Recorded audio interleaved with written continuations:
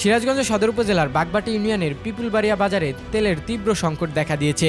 মেসাজ Bhuiyan feelings স্টেশনে তেল না পেয়ে চরম ভোগান্তিতে পড়েছে সাধারণ মানুষ ও কৃষকরা। কৃত্রিম সংকটের অভিযোগে ক্ষোভ জানিয়েছে স্থানীয়রা। সিরাজগঞ্জ পিপুলবাড়িয়া বাজার এলাকায় এখন কেবলই হাহাকার আর দীর্ঘ প্রতীক্ষা। মেসাজ ভুইয়া ফিলিংস স্টেশনে তেলের তীব্র সংকটে অচল হয়ে পড়েছে জনজীবন। সরজমিনে দেখা গেছে মোটরসাইকেল, বাস ও ট্রাক সহ শত শত যানবাহন তেলের জন্য দীর্ঘ লাইনে দাঁড়িয়ে আছেন। ঘন্টার পর ঘন্টা অপেক্ষা করেও মিলছে না কাঙ্ক্ষিত জ্বালানি।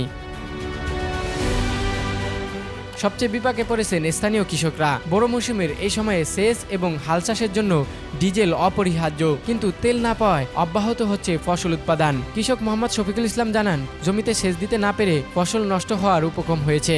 এখানে ঘটনা হলো 3 ঘন্টা হলে বসে আছি, পাম্পে তেল দিতেছে না, তেল ভিতরে ঠিকই আছে, আমাদের দিচ্ছে না। এবং ওই যে বাস ট্রাকের জন্য সকালবেলা 40 লিটার তেল দিতেছে, কিন্তু এখন আমাদের মোটরসাইকেলে তেল দিচ্ছে না। মোটরসাইকেলে তেল দিচ্ছে না।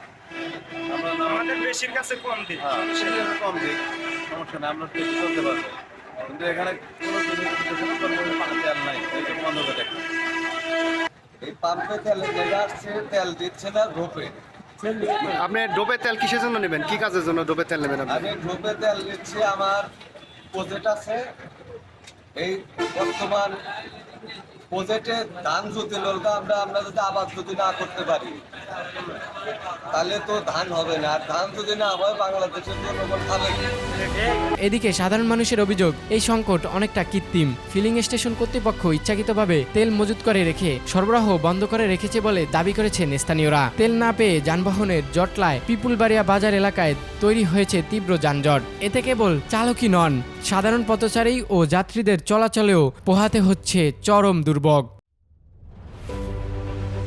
ভুক্তভোগীদের দাবি, দ্রুত এই সংকট সমাধান করতে হবে। একই সাথে মজুতদারির অভিযোগ তদন্ত করে সংশ্লিষ্ট কর্তৃপক্ষের কঠোর হস্তক্ষেপ কামনা করছেন। তদন্ত সাপেক্ষে দ্রুত ব্যবস্থা না নিলে পরিস্থিতি আরও জটিল হওয়ার আশঙ্কা করছেন এলাকাবাসী। Desk report, news time.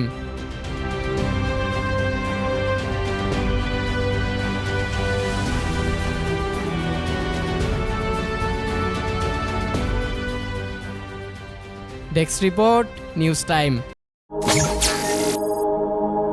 News Times, সত্যের প্রত্যয়ে আমরা।